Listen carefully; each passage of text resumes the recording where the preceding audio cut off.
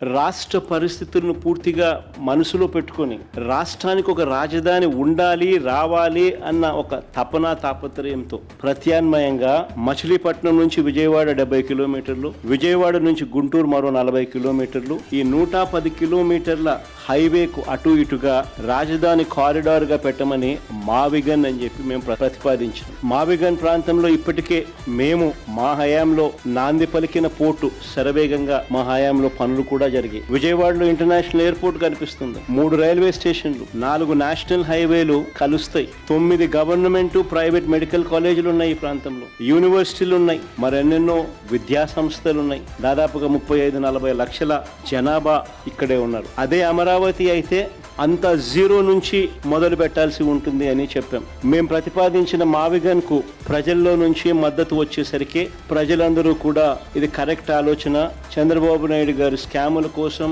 రాష్ట్రాన్ని ఇబ్బందులు పాలు చేయడం ధర్మం కాదు అని చెప్పి ప్రజలందరూ కూడా మేము ప్రతిపాదించిన మావిగన్ కు మద్దతు పలుకుతుంటే సమాధానాలు చెప్పలేక, తట్టుకోలేక ఆక్రోశంతో చంద్రబాబు నాయుడు గారు బీపీ పెరుగుతా ఉంది, నోట్లో నుంచి ఇష్టం వచ్చిన మాటలు మాట్లాడుతూ ఉన్నారు.